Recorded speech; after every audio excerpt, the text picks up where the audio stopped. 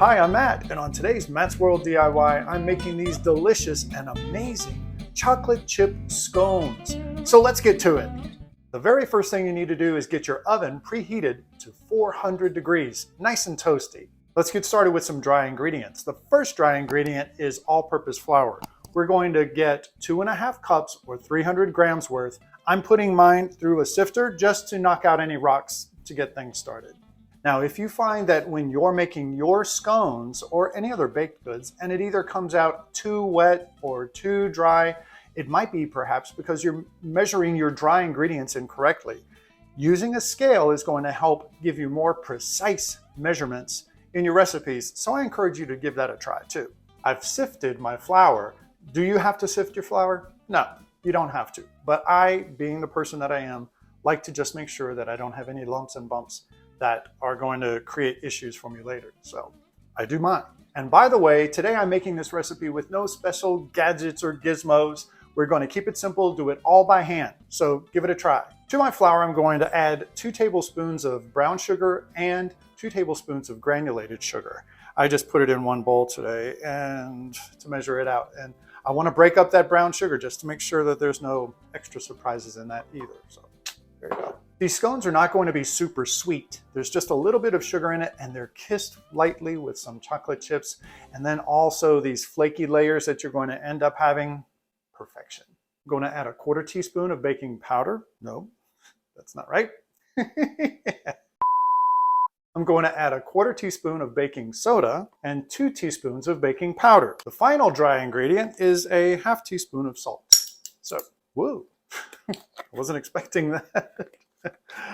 After we have all of that together, let's go ahead and whisk this to incorporate all of our ingredients together so we don't have certain ingredients sitting off to the side and not mixed in well for a fully inclusive mixture. So we want to do that. Perfect. Takes 10 seconds. Now I'm going to set this bowl off to the side and get my little cutting board. There's my whisk.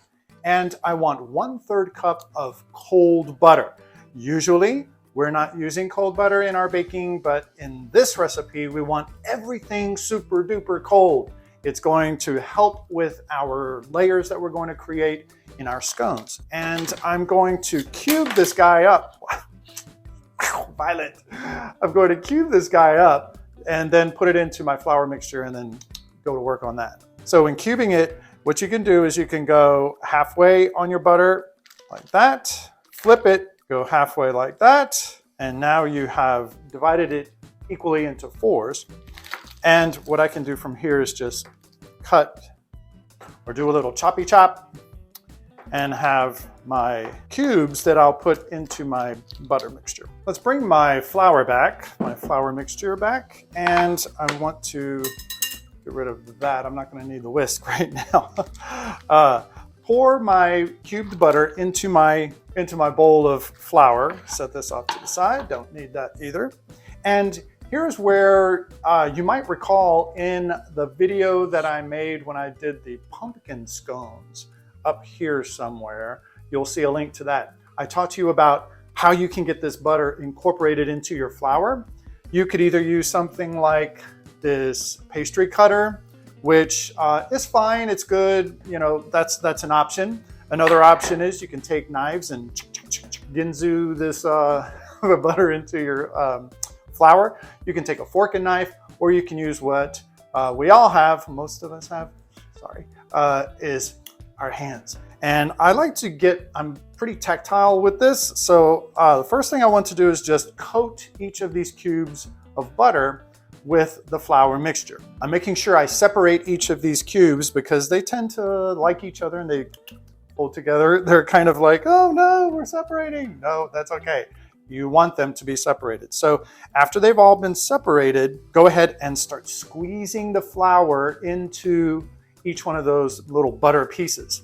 Now, you may ask the question, how much of this are we going to have to do? How long is that going to take? Well, it's going to take as long as it takes. But you want your butter pieces to end up being approximately pea size.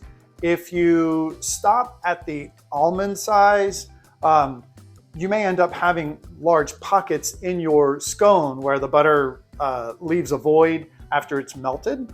And we really want to have a finer type of butter size in our scone so that we don't have those big voids and pockets.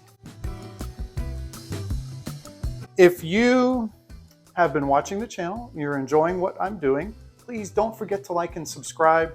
It helps my channel grow. And as my channel grows, I'll be able to create more content for your viewing pleasure. So what we have is about pea-sized butter nuggets that are in our flour mixture. Maybe I may have gone a little bit overboard, but we'll see. Now I'm ready to add my chocolate chips. So I want to put 1/3 of a cup of chocolate chips into my flour butter mixture and just combine that just to incorporate it. Then put this in the refrigerator and let that sit in there and continue to chill while you assemble your wet ingredients. Just a minute. Okay, time for our wet ingredients. I'm going to take 1 egg, crack it into a bowl. I'm starting with this because I want to be able to check to see if I've got any shells. Do I have any shells in here? Nope, we are shell free, so we're good. To my egg, I'm going to add 3/4 of a cup of heavy whipping cream or heavy cream. And the last thing I'm putting in here is a teaspoon of vanilla extract. Let's whisk this together. Make sure the whole thing is nice and well blended. Here's one of those things that could be a situation for some people. I was talking to one of my subscribers earlier, and she was saying, oh, I just hate fighting with parchment paper, how it's rolling and it doesn't sit on the pan. Think about trying this. If you have a countertop that has a sharp edge, you can take and just, kind of like the shoe shine thing, to unroll that roll. It has a memory to be rolled up. We want to deprogram it and take that memory out. So I'm just using my hands to put a little bit of pressure on the parchment paper to give it some other shape to hold into, and check that out. It's nice and flat now. Perfect. And it sits well on my baking sheet. Another thing, if you're doing something like if you want to pipe out some forms and your parchment paper wants to move around, all you have to do is take some of, if you have cake batter or cookie dough or whatever it is, put a dab in each one of the corners of your sheet, place your parchment paper on it, press down, and it'll be nice and solid and it won't move around. So that's a good tip. Now I've got to get those dry ingredients out of the refrigerator. So now I want to incorporate my wet ingredients into my dry. So I'm going to kind of make a little well here and just pour this in, scraping all that I can out of the bowl. Mix this up until we have everything or most everything well combined. It's going to be kind of a shaggy type of dough where it's not necessarily all clumpy or held together, but if you squeeze it, it will come together. This is also one of those ideas that you think about whenever you're measuring out your dry ingredients. If you measure it out precisely, i.e. using a scale, you're going to come out, or you'll have a greater likelihood of coming out with an acceptable dough to work with. So use a scale. It's not that big of a deal. This is looking great. So now it's time to get, at some point you're going to have to get your hands in here. So take just a little bit of flour and sprinkle your countertop with it. Then dump out your dough mixture onto your floured counter. You'll notice that it's like, that's terrible. This isn't going to come together. Yes, it will. It will. Okay, so just pull all of your bits together and you'll see when you press it, when you squeeze it, it does come together. So just work with it and you're going to be fine. So don't worry. Make a square about 3/4 of an inch thick. Here's one more tool that really you can benefit from to have in your kitchen, a bench scraper. This will help you when you're making this. You can flatten out the sides, you can cut easily your dough. And here's a tip, when you're cutting your dough for your scones, don't saw it, just push down and then move on. It helps to preserve the layers. So we're going to get to that here in a second. So I have my square here, and what I'm going to do next is really what's going to help create those flaky layers. So take your cutter and cut your dough in half.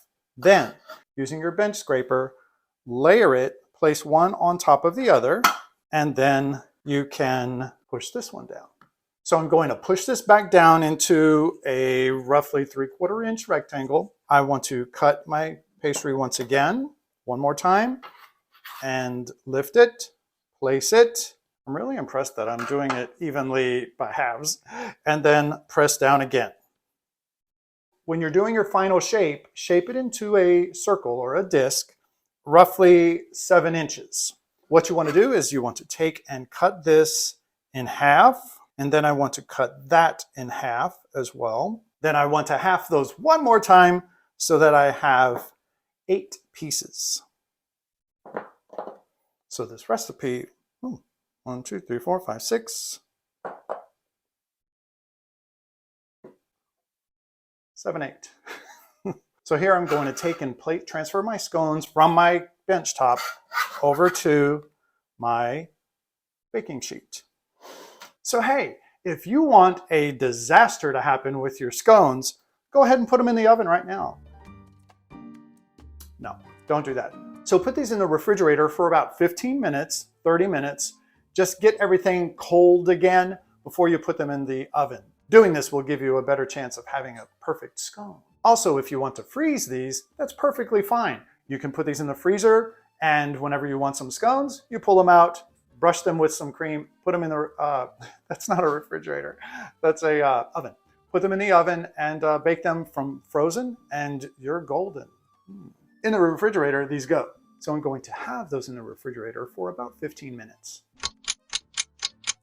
So I have my scones out of the refrigerator, but I think if you put them in the freezer, it would be better because you could chill them a lot quicker and not have to take so much time.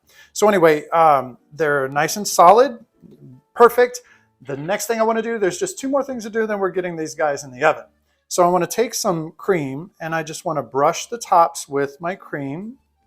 Just coat the tops. If you coat the sides, it's going to seal it and it's going to prevent it from having that nice pagination. By brushing these with cream, it's going to give it a nice golden top. Also give it a chance to hold on to some of the other things we're putting on top. Now I'm going to just dust these with some granulated sugar. This will help provide a nice little crunch and also sweeten it up just a little bit more after it's baked. To some extent, you can see that these are chocolate chip scones, but the tops don't really have any kind of identifiable chocolate chip. So I want to press just a few chocolate chips into each one of these, and it's going to give it, number one, a little bit more chocolatey, chippy flavor, but also you'll be able to see that these are chocolate chip scones. All right, my scones are assembled. They look fantastic. I can't wait to get them out and eat them. But these are going to go into your 400-degree oven for 10 minutes, and 5 minutes through, you want to rotate around just so that we get a nice even bake throughout. It's time to take these guys out of the oven. Let's see what we have. Oh yeah. These look great. Oh my goodness. Oh yes. So what I want to do is let these cool for about 10 minutes before I serve them up. These guys have baked up nice and golden with lovely layers of sweet, buttery tenderness. It is so good. I hope you get a chance to make this recipe. And if you like this recipe, go ahead and check out some of my other sweets and bakes I have on my Sweets and Bakes playlist. I'll see you next time.